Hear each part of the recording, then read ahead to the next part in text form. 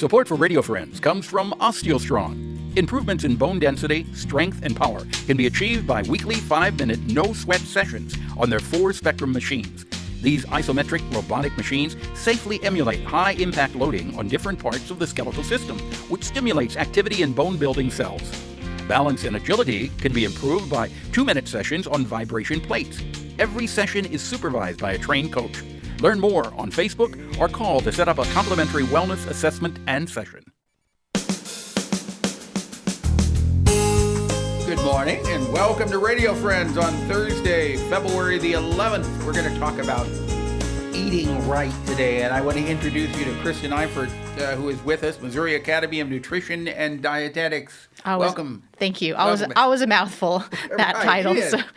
You brought along that plate that has been around for several years now about the portions of food that we're supposed to eat daily, right? Correct. Has there been an update in the guidelines? There has been. So the plate hasn't changed, but we have recently had an update to the dietary guidelines for Americans. So every 5 years we update that. It helps to provide nutrition information for policy, for nutrition education. So we have the 2020-2025 guidelines that have come out. They haven't changed a tremendous amount, but it's really important that we continue to look at the current scientific evidence to make sure that what our recommendations are, for the public are the correct recommendations. Yeah. So fruits and vegetables should be at least half of our diet. They should be. And, if we look at how the American population eats as a whole, we have what's called the Healthy Eating Index. We only score in the 50s, out of 100 compared to what we should really be consuming. And our lack of eating fruits and vegetables is a key component of that. So you're saying most Americans don't eat enough fruits and vegetables? No, we fall far short of that goal. If you think about, again, if you look at your plate, which I'll hold it back up again. If you look at your plate, and you look at what you consume on a daily basis, most of us are eating maybe half of what we should be eating in terms of fruits and vegetables. Okay, how many, for an average person, an adult, how many cups of fruits and how many cups of vegetables? So about 5 total, if you combine the two, would be a minimum. So, yes. And so the problem is that we're filling ourselves with things that aren't really adding much to our nutritional profile. So the snack foods and highly processed foods, chips and cookies and things like that, instead of the foods like fresh fruits and vegetables.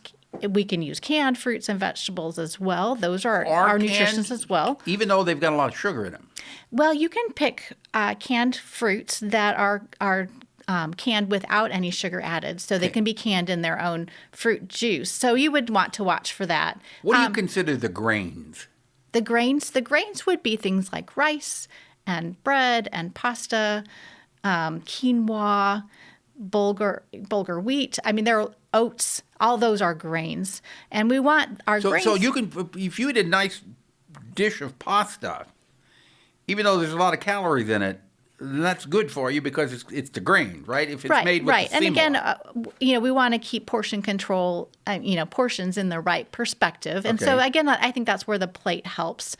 You're not a full plate of pasta, but a quarter of what you're consuming could be pasta, and that would be great. And we want half of our grains to be whole grains. Too. The whole grains are going to be providing fiber to our diet that helps our digestion in a lot of ways, and is important, to meet those fiber recommendations we have for roughage and for, but there are different types. Right, there are different types of fibers. So. And then a quarter is the protein. We're just about out of time, but if people want more information, they can go to a website, which is? Right. Well, so we have the My Plate website.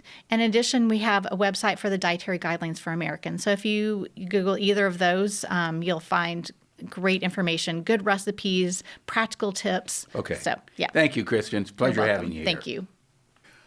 All right. Now, our next guest is Kelly Hill, and Kelly is with us from CASA. If you're not, welcome. Thanks Kelly. for having me. If you're not familiar with what CASA is, explain that, Kelly. Sure.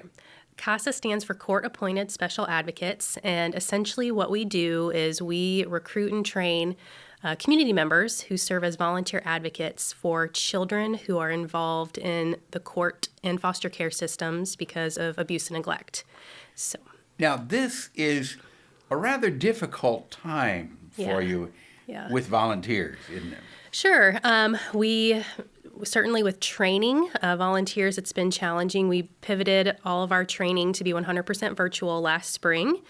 Some individuals really like that, but it's also a challenge for some who preferred that in-person aspect. Right. Some people, and I'm one of those people, I would much rather be face-to-face with someone than looking at them on a television screen or a computer screen. You lose something there. Yeah, definitely. We really look forward to the day when we can get back to in-person training. So how are you handling this then? Well, in terms of training, I mean, we just we push on. Actually, last year, even though 3 of our 4 training classes were virtual, we still recruited and trained 53 new volunteers, which was a great number for us. It was actually the highest that we've had. Our goal for this year is 60, and we've added in a additional training, so we have 4 more opportunities in the rest of the year. So the volunteers, when they sign up, what are you expecting of them? So after they apply, obviously we're going to do an interview, we're going to do a background check. The training is 30 hours. If all of that goes well and they're sworn in and they're matched with a case, appointed to a case, the basic requirements, they need to expect to volunteer about 8 to 10 hours a month. That involves child visits. It involves family support team meetings. It involves reading records, talking to professionals.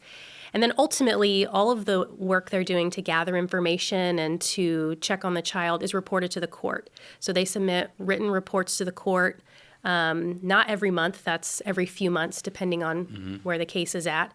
So they're ultimately making sure that the court is informed about the child's needs and their best interests and their wishes. Now, the child visits, they've got to be a little bit difficult right now. Yeah, they are. Some of them are still virtual. So if we have children who are in residential treatment facilities or even in some homes that are not comfortable with outside visitors, the visits are virtual. I would say more than half of our volunteers, though, are able to do in person with all the safety protocols, making sure they're following them and the home is as well. If people want to help out, if they want more information or they want to sign up, what's the website to go to? It's HOMCASA.org. Okay, so it's www.homcasa.org. You can get all the information you need. You can sign up online to volunteer, or you can make a donation too. Yes, definitely. All right. Kelly, thank you so much for coming by. Thank you so much. Continued success with CASA. Thank you so much. All right. Send me an email, pepperp@missouri.edu. Bye-bye.